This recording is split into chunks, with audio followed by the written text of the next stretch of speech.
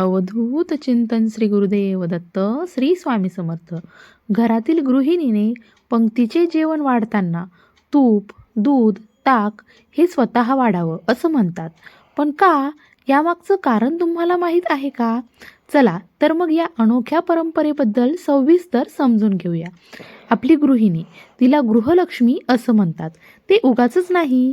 कोणतीही पंगत असो, कोणतेही सण समारंभ असो, तिचं काम पहाटेपासून सुरू होतं. तिची सकाळ ही फक्त तिची नसते, तर ती संपूर्ण कुटुंबाची आणि येणाऱ्या पाहुण्यांची असते. पदार्थ बनवताना ती फक्त हाताने काम करत नाही, तर मनापासून लक्ष देऊन प्रत्येक पदार्थ रुचकर, चवदार, स्वच्छ आणि आरोग्यदायी कसा होईल याकडे जातीने लक्ष देते. निवडक साहित्य, योग्य प्रमाणात आणि सर्वात महत्त्वाचं म्हणजे तिच्या हाताची चव. हे केवळ जेवण बनवणं नसतं, तर आपल्या माणसांना पोटभर आणि आवडीचं जेवण मिळावं ही तिची तळमळ असते. तिच्यासाठी स्वयंपाक म्हणजे फक्त कर्तव्य नाही, तर एक प्रकारची सेवा असते, जिथं ती स्वतःला पूर्णपणे झोकून देते. तिच्या डोळ्यामध्ये केवळ कामाचा भार नसतो, तर कुटुंबाच्या आणि पाहुण्यांच्या समाधानाची चमक असते. एकदा जेवण तयार झालं की तिचं दुसरं महत्त्वाचं काम सुरू होतं. पाहुण्यांच्या पाहुणचाराची काळजी घेणं. पंक्तीला कोण कोण आला आहे त्याची तिला आधीच कल्पना येते.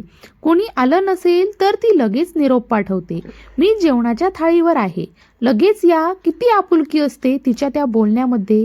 ती प्रत्येकाजवळ जाते, प्रेमाने आग्रहाने विचारते, आणखी वाढू का? सावकाश जेवा. काही कमी पडल्यास लगेच सांगा, मागून घ्या. तिच्या चेहऱ्यावर एक वेगळं समाधान दिसतं जेव्हा ती पाहते की तिचे पाहुणे, तिची मंडळी तृप्त मनाने जेवण करत आहेत. ती फक्त वाढण्याची प्रक्रिया नाही, तर एक भावनिक गुंतवणूक आहे, जिथे प्रत्येक घास हा प्रेमाने वाढला जातो आणि त्यामधून नाती ही अधिक घट्ट होत असतात. भारतीय संस्कृतीमध्ये पाहुण्यांना देवाप्रमाणे मानलं जातं आणि गृहिणीची सेवा याच आदरातिथ्याचा भाग आहे. आता आपल्या पारंपरिक सणासुदीच्या जेवणात किंवा एखाद्या मोठ्या पंक्तीमध्ये घरातील गृहिणी आवर्जून तूप, दूध आणि ताक स्वतः वाढते. तर ही फक्त एक जुनी रीत आहे का, की यामागे काही खोलवर अर्थ आहेत?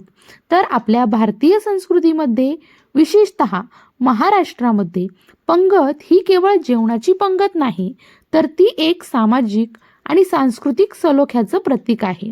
लग्नकार्य असो, सण समारंभ असो किंवा कोणताही शुभप्रसंग असो, एकत्र जमिनीवर मांडी घालून बसून जेवण्याचा अनुभव हा खूप खास असतो. या पंक्तीमध्ये वाढणारी व्यक्ती, प्रत्येक वस्तू, वाढणाऱ्या व्यक्तीचा भाव आणि संपूर्ण वातावरण हे सर्व मिळून एक वेगळीच अनुभूती देते. ही पंगत फक्त पोट भरायला नसते, तर ती मन जोडायला, आशीर्वाद मिळवायला आणि संस्कृतीचे संवर्धन करायला देखील असते. आता विचार करा, या पंक्तीमध्ये अन्न वाढण्याची जबाबदारी प्रामुख्याने घरातील गृहिणीकडेच का असते? तर आपल्या संस्कृतीमध्ये स्त्रीला अन्नपूर्णा असं म्हटलं जातं. अन्नपूर्णा म्हणजे अन्नाची अधिष्ठात्री. देवी तिच्या हाताने वाढलेल्या अन्नामध्ये केवळ पौष्टिकताच नव्हे, तर प्रेम, वात्सल्य आणि आशीर्वाद देखील असतो, असं देखील मानलं जातं. जेव्हा एखादी गृहिणी पंक्तीमध्ये वाढते, तेव्हा ती अन्नपूर्णेच्या रूपामध्ये सर्वांना तृप्त करत असते. तिच्या आकृतीमध्ये घराची समृद्धी, पाहुण्यांबद्दलचा आदर आणि सामाजिक बांधिलकीची भावना असते. तिच्या स्पर्शाने जेवणाला एक वेगळीच ऊर्जा मिळते, असं देखील मानलं जातं. आता थोडक्यात सांगायचं झालं तर गृहिणीने पंक्तीमध्ये तूप, दूध आणि ताक वाढण्यामागे केवळ परंपरा नाही, तर एक सखोल आरोग्यशास्त्र आणि प्रेमळ भावना दडलेली आहे. तूप शरीराला ऊर्जा आणि आवश्यक स्निग्धता देतं. दूध पोषण आणि बळ देतं, तर ताक हे पचनास मदत करून शरीर शांत ठेवतं. हे तिन्ही पदार्थ मिळून जेवणाला एक परिपूर्ण आणि संतुलित स्वरूप देतात. ही परंपरा आपल्याला केवळ खाद्य संस्कृतीमध्येच नाही, तर आरोग्य आणि आदराचं महत्त्व देखील शिकवते. हे पदार्थ केवळ चवदारच नाही, तर ते आपल्या शरीराला आतून निरोगी देखील ठेवतात. पंगत वाढताना गृहिणीची नजर फक्त पातेल्यात नसते, तर ती प्रत्येक ताटावर प्रत्येक चेहऱ्यावर फिरत असते. कोण पोटभर जेवलंय, कोणाला आणखी हवं आहे, कोणाला काही कमी पडलंय, हे तिला तिच्या डोळ्यातूनच समजतं. तिच्या चेहऱ्यावरची तृप्ती तिच्या निस्वार्थ कामाचं फलित असतं. हे सर्व पाहून ती स्वतःच तृप्त होते. तिच्या चेहऱ्यावरची ती समाधानाची छटा कोणत्याही शब्दामध्ये व्यक्त करता येत नाही. हा अनुभव तुम्ही देखील घेतला असेलच.